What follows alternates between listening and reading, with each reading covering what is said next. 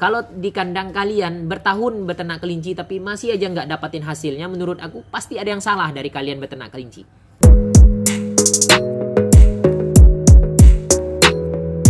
Halo teman-teman, selamat datang kembali di channel ini. Udah lama nih aku nggak bahas tentang budidaya kelinci dan cara perawatan. Nah teman-teman, di video kali ini kita akan sharing-sharing sedikit ya teman-teman, terkait dengan konten yang kemarin aku buat untuk indukan-indukan Hyla yang jumbo-jumbo yang ada di kandangku teman-teman ya. Kemudian juga tadi pagi seru banget diskusiku dengan salah satu mitra aku yang ada di Jawa Timur. Jadi beliau bertanya, Mas, beternak itu sebenarnya nggak sesuai dengan teorinya ya Mas ya, katanya kan seperti itu. Nah nanti apa sih bahan diskusinya, nanti kita bahas di video ini.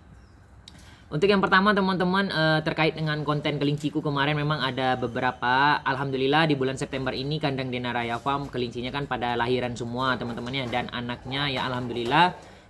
Untuk beberapa ekor indukan, hampir 5 indukan yang sudah keluar ini rata-rata anaknya di angka di atas 6 ekor ke atas. Ada yang lahirnya 11 ekor, bahkan 2 indukan lahirnya 11 ekor. Ada yang 10 ekor, 8 ekor. Nah seperti itu. Pertanyaannya dari teman-teman, Mas gimana sih cara mengawinkan atau bagaimana sih cara membuat kelinci bisa anaknya banyak? Nah pertama teman-teman ya, yang perlu kita ketahui, kitanya itu harusnya memang seleksi bibit, seleksi di kandang kita seperti itu. Aku sendiri pun juga teman-teman, dari lamanya aku beternak kelinci, baru kali ini juga sih aku mendapatkan rezeki anaknya itu banyak-banyak. Rata-rata sih sebenarnya memang anak kelinci itu lahir 6, 7, 8, 9, nah seperti itu. Nanti kan pastinya nanti ada seleksi alam ya Mas, biasanya mati 1, 2, 3 ekor. Ada juga indukan yang menyusui anaknya dengan selamat. Tapi memang di bulan September ini rata-rata indukan kelinciku lahirannya tuh anaknya banyak semua. Nah kira-kira apa penyebabnya? Ya pastinya aku setiap kelahiran itu kan aku evaluasi terus teman-teman, terkait dengan indukan kelinciku aku seleksi, kemudian pemilihan jantannya, kemudian ya intinya ada ilmu baru yang aku dapetin dari hasil evaluasi di kandangku. Nah untuk menjawab pertanyaan itu teman-teman, di kandang aku sekarang ini biasanya karena memang suhunya panas biasanya ya teman-teman ya, karena hasil diskusi kemarin dengan teman-teman, kalau di suhu panas itu memang biasanya untuk produktivitas kelincinya itu menurun. Kenapa? Karena ya suhunya itu panas, jadi perut indukan bisa panas, kemudian kualitas sperma dari jantannya itu juga menurun kualitasnya seperti itu. Apalagi kita mengawinkan di pagi atau siang hari menuju siang hari itu sangat panas, jadi indukannya itu mendapatkan waktu istirahat untuk janin, istilahnya sperma ini masuk ke dalam rahim untuk berkembang itu tuh semakin sedikit karena cuaca panas itu teman-temannya. Jadinya kan aku sering antisipasi bagaimana caranya indukan atau di kandang aku tuh indukannya itu tidak panasan, tidak stres. Nah biasanya juga sekarang aku kawinkan di malam hari. Ada beberapa indukan yang di malam hari, ada juga yang di pagi hari tapi kandangnya aku kasih kipas di atasnya. Jadi seperti itu. Kemudian juga untuk indukan-indukan di kandang Dena Raya Farm ini sendiri teman-temannya itu aku mengawinkan dari 3 pejantan yang berbeda-beda. Dan alhamdulillah ya hasilnya seperti itu ya teman-teman. Walaupun pejantannya itu pun sekarang di kandangku udah aku jual ke teman-teman peternak-peternak yang baru seperti itu. Jadi sebenarnya aku sendiri sih ngelihatnya memang mungkin ada faktor dari pejantan-pejantan itu tadi, karena memang pejantan-pejantan yang aku kawinkan dulu itu memang pada gacor semua ya teman-teman. Jadi akselerasinya, goyangnya dan lain-lainnya ngejar betina itu memang bagus. Yang kemarin-kemarin itu udah beberapa udah aku titipin ke kandang teman-teman, customer yang ada di Karawang, di Malang juga aku kirimin 1 pasang, di Jogja juga pejantannya aku kasih seperti itu. Nah jadi intinya memang teman-teman ya, kita mengevaluasi, kita melihat dari kandang kita sendiri. Bulan-bulan kemarin kelinciku lahiran ada yang 4 kok, ada yang 3, ada yang 5. lahiran 5 mati semua, lahiran 4 mati semua. Nah kebetulan saja ini bulan September ini lahirannya banyak-banyak. Kemudian aku abadikan momen itu untuk membangkitkan gairah teman-teman bahwasanya kelinci itu memang ya bisa melahirkan 4-12 ekor. Nah contohnya di kandangku bisa melahirkan 11 ekor 11 ekor. Nah itu sebagai penyemangat untuk kalian dalam beternak kelinci dan terus meningkatkan kualitas dari kandang kelinci kalian. Kemudian juga diskusiku tadi pagi dengan salah satu mitraku ya teman-teman ya. Mas kenyataannya nggak sesuai dengan teori ya. Kalau dari teorinya kan Mas pernah bilang bahwasanya anakan yang dilepas sapi itu bisa sampai bobotnya 1 kilo.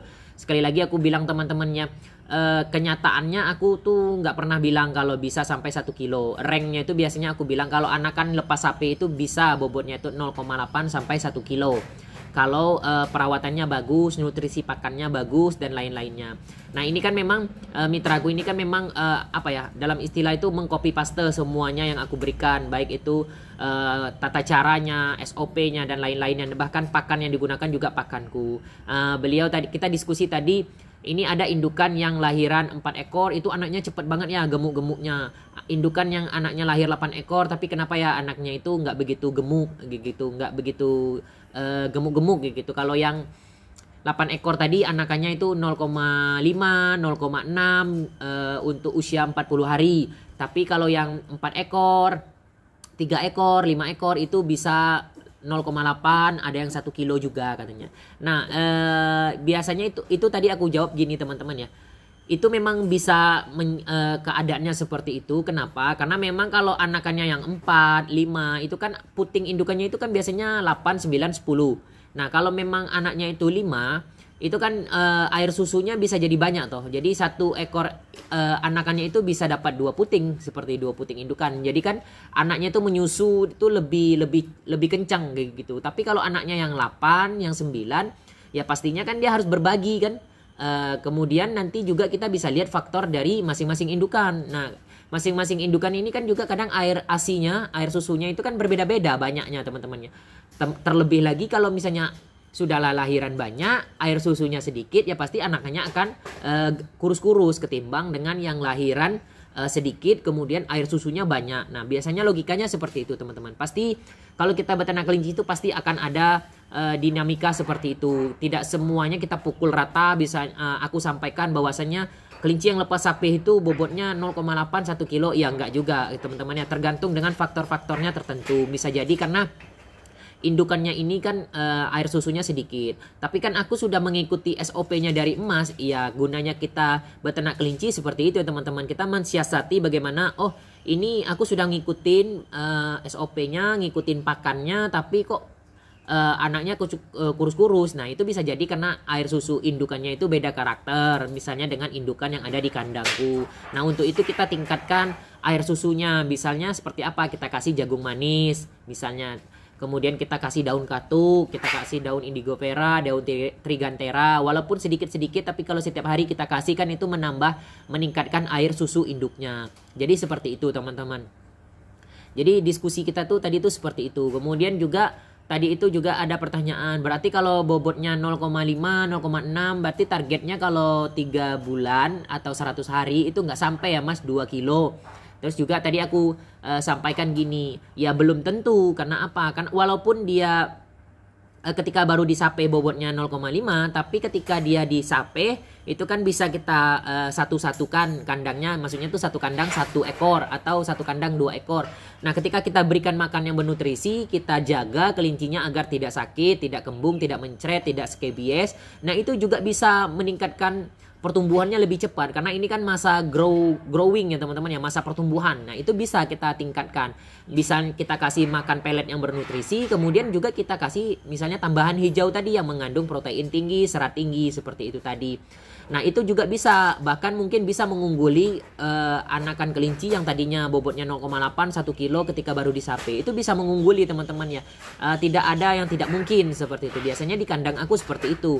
Nah, yang penting kita jaga kesehatannya tadi. Kalau kelincinya itu mencret ya atau kembung, ya pastinya kita tidak akan mendapatkan target sesuai dengan yang kita inginkan. Kenapa? Karena kalau kelinci itu mencret, ya pastinya kan dia diare. Diare itu kan buang air terus, pastinya kan dagingnya menyusut, berat badannya menyusut. Nanti selesai dari diare, dia pemulihan dulu.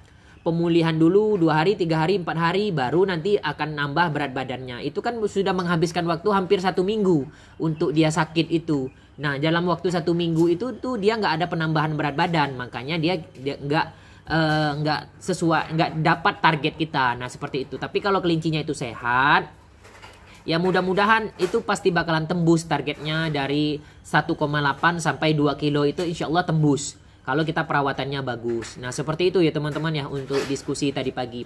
Memang teman-teman kalau kalian jadi mitranya dari Dina Raya Farm, aku juga membuka diskusi seperti itu teman-teman. Karena aku mewajari kalau bahwasanya mitra itu kan biasanya baru pemula, yang baru belajar. Untuk itulah kita bertanya yang detail seperti itu. Nah, pertanyaan seperti itu tuh aku sangat suka sekali teman-teman ya. Yang lebih spesifik seperti itu. Tapi kalau pertanyaan, Mas kelinci kawinnya berapa kali? Mas anakan kelinci itu berapa? Mas kapan kelinci itu dikawinkan? Ya menurut aku kalian bisa cari itu di Google, tinggal cari aja kapan usia kelinci dikawinkan. Berapa banyak anak kelinci? Berapa ini gimana cara merawat kelinci? Ya itu semuanya ada di Google. Tapi kalau yang detail tadi, Mas ini nanti sesuai dengan target nggak? Gimana saya meningkatkan targetnya? Berdasarkan pengalaman dari Mas seperti apa? Nah itu diskusi yang paling aku senangin banget kalau ada pertanyaan seperti itu teman-teman. Sehingga itu juga kalau aku nggak tahu jawabannya, biasanya aku juga tetap baca jurnal. Kadang aku bertanya juga kepada senior yang lebih lama beternak kelinci dariku, yang lebih sukses beternak kelincinya berkualitas. Nah jadi seperti itu teman-teman ya. Kemudian itu tadi, walau untuk anaknya banyak, apakah pejantan mempengaruhi? Ya genetik pastinya mempengaruhi teman-teman ya. Kemudian ya kalau kelinci kalian di keadaan kandangnya itu seperti itu, Mas kelinciku rata-rata di kandang ini melahirkan 6 ekor, 7 ekor. Ya nggak apa-apa, disyukuri teman-teman ya. Sembari itu kita seleksi, kita cari bibit kelinci nanti dari anakan-anakan ini kan pastinya ada 1 ekor, 2 ekor, 3 ekor itu yang unggul. Yang pertumbuhannya itu besar, kemudian nafsu makannya tinggi. Nah itu nanti kan bisa kita sisihkan untuk menjadi calon indukan, sehingga nanti generasi berikutnya di kandang kalian itu bibitnya sudah besar-besar. Yang misalkan contoh di kandang kalian saat ini itu indukan itu rata-rata bobotnya 3,5. Nah karena kalian sudah menyiapkan bibit unggul dari anakan-anakan mereka ini, nanti kan generasi berikutnya naik tuh 4 kilo, besoknya naik lagi 4,5, besoknya naik lagi 5 kilo. Nah jadi seperti itu teman-teman ya. Aku pun juga menyeleksi indukan itu lama teman-teman, nggak semudah itu juga ya teman-teman. Dulu aku sempat ngosongin kandang indukan ini karena apa? Karena permintaan dari teman-teman peternak itu banyak, khususnya minta indukan yang sudah hamil. Ya mau nggak mau indukanku yang sudah aku kawinkan kadang aku kirim, kadang aku sebar, aku bagi-bagikan.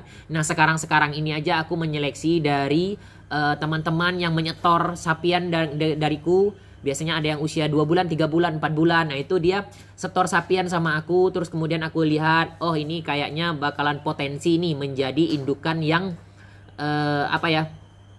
indukan yang bagus, yang super jumbo ibaratnya di kandangku. Yaitu yang akan aku besari, aku beri perhatian khusus gitu teman-temannya. Karena aku ngelihat dari apa? Dari posturnya. Karena kan dari ratusan ekor kelinci kan kita bisa memilih gitu loh teman-teman ya. Kita bisa memilih, oh ini dari posturnya ada calon besar ini. Kemudian dia nih belum ada kayaknya riwayat scabies, belum ada riwayat mencret, riwayat kembung. Karena apa? Pertumbuhannya bagus terus ini. Karena kan setiap minggunya kan aku nimbang kelinci sapian itu ya teman-teman ya. Kalau yang jantan-jantan yang nggak bagus kualitasnya aku potong. Kalau yang bagus nanti aku besarin. Nah seperti itulah kita seleksi kandang teman-teman. Sehingga kita beternak kelinci bertahun-tahun itu kualitas di kandang kelinci kita itu semakin lama semakin meningkat, semakin lama semakin meningkat. Kalau di kandang kalian bertahun beternak kelinci tapi masih aja nggak dapatin hasilnya, menurut aku pasti ada yang salah dari kalian beternak kelinci. Karena apa? Karena kalian nggak meningkatkan kualitas. Kasih makan kelinci pelet tapi nggak menguntungkan ya. Kenapa nggak menguntungkan? Karena kalian nggak capai bobotnya, nggak capai targetnya. Kelinci usia 90 hari, 100 hari nggak capai bobot 2 kilo. Kenapa? Karena indukannya aja udah kecil-kecil. Kemudian ya pastinya kalau indukannya kecil, anaknya juga kecil. Kemudian juga nutrisinya nggak dijaga. Kelincinya disakit, dia biarin aja. Nah biasanya seperti itulah yang teman-teman yang akan menyebabkan kalian itu merugi kalau beternak kelinci. Ataupun nggak merugi, nggak dapat untungnya. Aku senang kadang di kandang teman-teman itu ya teman-teman. Dia memulai membeli indukan kelinci dulu harganya yang jutaan. Kemudian sekarang sudah berkembang. Ketika aku datang ke kandangnya, wah kelincinya itu rata-rata teman-teman sudah bagus. Besok 6 bulan lagi ke depan aku datang ke kandangnya, kok semakin besar-besar ya, semakin gagah-gagah ya, postur ininya bagus-bagus ya. Karena gitu, dia meningkatkan kualitas yang ada di kandangnya dari hasil breedingnya sendiri. Kalau nggak dari hasil breedingnya sendiri ya kalian bisa misalnya ketika kelinci yang ada sekarang panen, kemudian panen ya kalian beli kelinci yang memang benar-benar bagus. Karena kalian sudah tahu cara perawatannya, pastinya kelinci ini akan meningkat kualitasnya. Nah jadi seperti itu teman-teman. Aku senang banget diskusi seperti ini dengan mitra-mitra yang ada di peternak, yang gabung dengan Dinaraya seperti itu. Nah untuk kalian yang mau gabung mitra, khususnya wilayah Yogyakarta dan sekitarnya, kalian bisa bergabung. Tapi untuk yang di luar kota ataupun luar pulau itu aku masih memilih-milih ya teman-teman. Atau lagi biasanya ini di Jawa Timur, Jawa Barat ataupun di Jakarta banyak yang bertanya bisa nggak mas gabung jadi mitra. Sebenarnya aku mau teman-teman, cuman nanti kan kalau kita panen, ketika kalian panen aku mau ambil ke tempat kalian atau kalian mau antar ke tempatku, itu nanti transportasinya yang mahal teman-teman ya. Jadi nanti kita nggak dapat margin keuntungan kalau kelincinya itu transportasinya mahal seperti itu. Oke teman-teman ya, mungkin ini aja sharing-sharing kita teman-teman di video kali ini. Semangat untuk kalian beternak kelinci dan jangan lupa tingkatin kualitas kandang kelinci kalian. Mulailah seleksi anakan-anakan yang akan dijadikan calon penerus atau calon generasi di kandang kelinci kalian. Oke, salam sukses untuk peternak kelinci Indonesia.